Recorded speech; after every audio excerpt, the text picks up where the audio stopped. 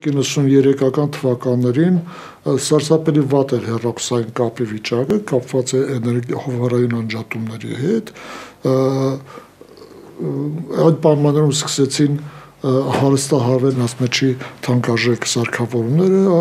հեռախոսակայանների եւ համակարգը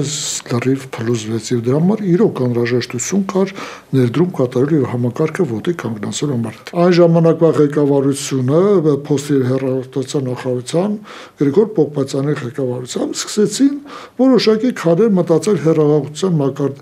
համակարգը բարելավելու ուղղությամբ եւ 93-ականից սկսելից սկսեցին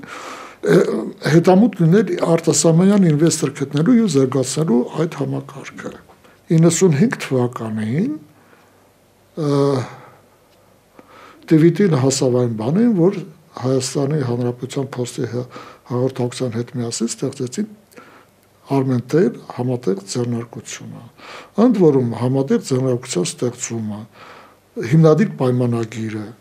նրա կանոնադրությունը, նրա ստեղծման բոլոր գործընթացները հակասում են Հայաստանի Հանրապետության Սահմանադրության 5-րդ եւ 8-րդ հոդվածներին, հակասում են Հայաստանի Հանրապետության բոլոր օրենսդրական ակտերին։ Եվ դրա ստեղծման ժամանակ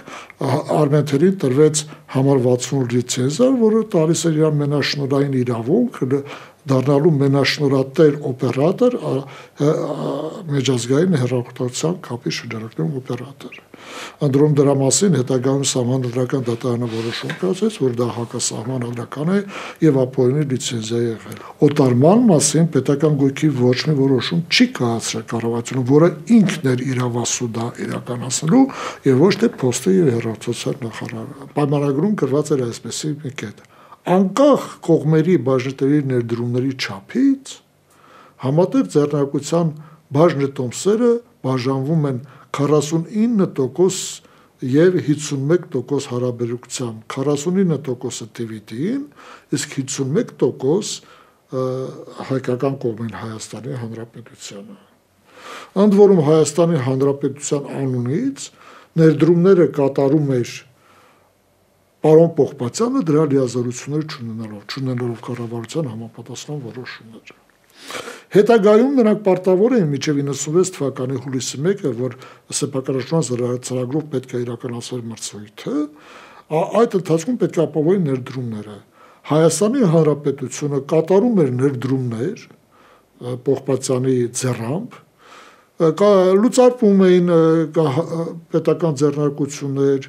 միավորվում էին, վերակազմակերպվում էին, գույքեր ծախում եւ այլն, եւ այդ բոլորը կազմում էր ամբողջ կանոնադրական կապիտալի 97.5%-ը, իսկ TVT-ի ներդրումը ընդամենը 27 միլիոն դրամ կամ 2.45%-ը։ Սակայն կանոնադրական կապիտալում 2 միլիոն 700,000 ներդրման դիմաց դոլար ներդրման դիմաց TVT-ի բաժնի մասը կազմում էր 49%, Հայաստանինը 51%։ Եվ վերջապես արդեն երբ որ ազգային գերագույն խորհրդի որոշությամբ արդեն 96-ին ազգային ժողով էր, որոշում սեփականաշինության ծրագրում եղավ Armentel ՀՑՊՊ-ն, այդ ժամանակ արդեն քաղաքական կուսակցությունները բարձրացրեցին իրենց ձայնը, ելնելով նաև ժողովրդի, նաև մեդիայում արկա այդ բողոքների հոսքի տակ, որ այսին չկատարում շատ վատ կապ է, անորակ կապ է, տրամադրվում դրա դիմաց հսկայական գումարներ են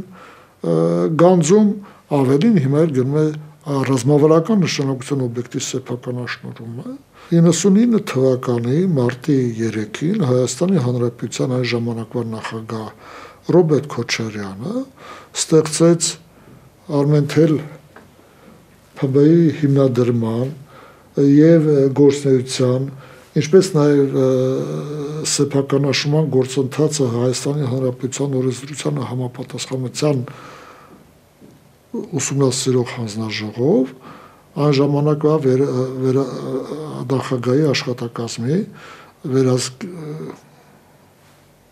վերստուգիչ ծառայության ղեկավար Դավիթ Վարդանյանի գլխավորությամբ։ Սեփականաշինման գործընթացը ըստ էության հանձնաժողովը գտավ, որ կատարվել է Հայաստանի Հանրապետության օրենսդրության համապատասխան, սակայն համարում են քթավ հանձնաժողով, որ դա ոչ լավագույն լուծումն էր, որտեղ սեփականաշնորհվեց ձեռնարկությունը հունական մի ընկերության, որի 75%-ը պետական սեփականություն է։ Այդուհանդերձ հանձնաժողովը, նախագահի կողմից ստեղծված միջազգային մրցույթի հանձնաժողովը, այն ժամանակվա ֆինանսների և էկոնոմիկայի նախարար Արմեն Դարփիդյանի գլխավորությամբ հանձնաժողովի կազմում էին նաև Վարհամ Ավանեսյանը, որ վարչապետի խորհրդականն էր, և Գրիգոր Պողպատյանը, որը դեռևս փոստի վերլուծության նախարարն էր, նրանք կարծիք հայտնեցին, որ շատ լավն է սեփականաշնորհման գործընթացը և պետք է օտարել ՕՏԻ-ին։ Եվ այդպիսով օտարվեց Հայաստանի TVT ընկերության 49%-ը և Հայաստանի Հանրապետության մասնաբաժնի ևս 41%-ը, այսինքն Հայաստանի Հանրապետությունը թողնեց ընդամենը 10% բաժնեպասը։ Հանձնաժողովը գտավ, թեև պահպանվել էր օրենսդրությամբ տառը սեփականաշնորհման գործընթացը, այդուհանդերձ ոչ արդյունավետ սեփականաշնորհում էր այդ սեփականաշնորհումը։ Հանձնաժողովի գործունեության ողջ ընթացքում ֆինանսների նախարարությունը իդեմս այն ժամանակ իհարկե նախարարը Էդիկ Սանդոյանն էր, բայց լիազորված էր Արմեն Դարփինյանը։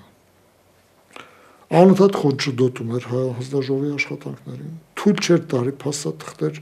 տալու հանձնաժողովին, որոնք կբալուսաբանեին, թե ինչպիսի ֆինանսական խախտումներ է իրականացում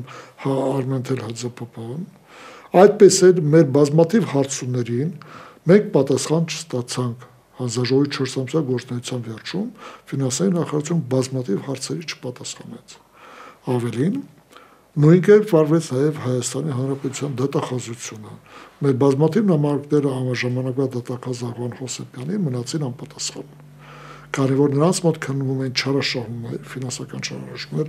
Արմեն ՀԾՊՊ-ում և մեզ կարևոր է այդ փաստաթղթերը նայելու և տեսնելու և եզրակացությունների հանգելու։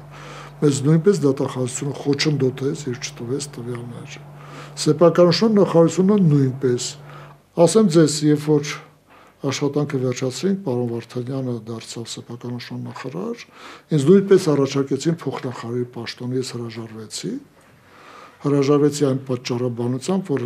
արդեն ինչ սեփականաշնորհման ծրագրի մեջ էր հերթական ռազմավարական օբյեկտի սեփականաշնորհումը, էլեկտրաէներգիայի հեռահաղորդման ցանցը, որին մասնակից ես ինքս չի ուզում դառնալ, որովհետև դա հերթական ռազմավարական օբյեկտն էր սեփականաշնորհում։ Ես անցա այլ աշխատանքի, բնականաբար այլ աշխատանքի ասել այլ լծակ ես չունի որևէ բան անելու, թե ինչպես է վարվել պարոն Վարդանյանը,